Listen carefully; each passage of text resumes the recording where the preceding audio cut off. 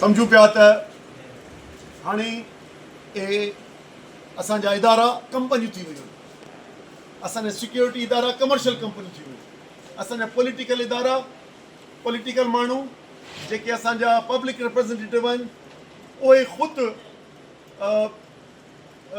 पंहिंजो corporate culture जा माण्हू थी विया आहिनि, उहे ख़ुदि कमर्शियल थी विया आहिनि, उन्हनि जा प्रोजेक्ट्स अची विया आहिनि। असांजा ब्रोकरेट्स ऐं ॿिया उन्हनि जा सॼा वेस्टेड इंट्रस्ट थी विया आहिनि। हाणे वेस्टेड इंट्रस्ट ग़ैर मुल्कनि खे शामिल करे ओड़ा ई वेस्टेड इंट्रस्ट ऐं कैपिटलिस्ट जेके आहिनि उन्हनि जे हवाले उहे ज़मीनूं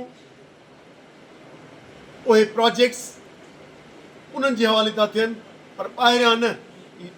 जॾहिं तफ़सील ते गहराईअ में वियासीं त कंपनी का कुवैत में रजिस्टर कराई अथनि, का सऊदी में रजिस्टर कराई अथनि, का UAE में रजिस्टर कराई अथनि ऐं चवनि था त फॉरेन इन्वेस्टर आहिनि। हाणे तूं ई पीरल उते हिकिड़ो रजिस्टर कराए वरी हिकिड़ो रसो बदल गॾु वठी अचे ॿी पियो वञी ॻाल्हाए, भले मैनेजर रखे पर चए बाबा इहो आहे मालिक।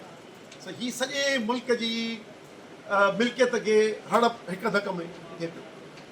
पाणी वारी ॻाल्हि खे त जिगी स्टोरी आहे, पर आउं तव्हांखे समराइज़ करे मूं तव्हांखे ॿुधायो। हाणे इन थ्रेट्स मां नुक़सान कहिड़ा आहिनि सिंध खे? हिकु, जेतिरी ज़मीन पहिरें फेज़ में 25 लख एकड़, 70 खां 80 लख एकड़ वञणी आहे, एतिरी ज़मीन हिते बर्बादु थियणी आहे।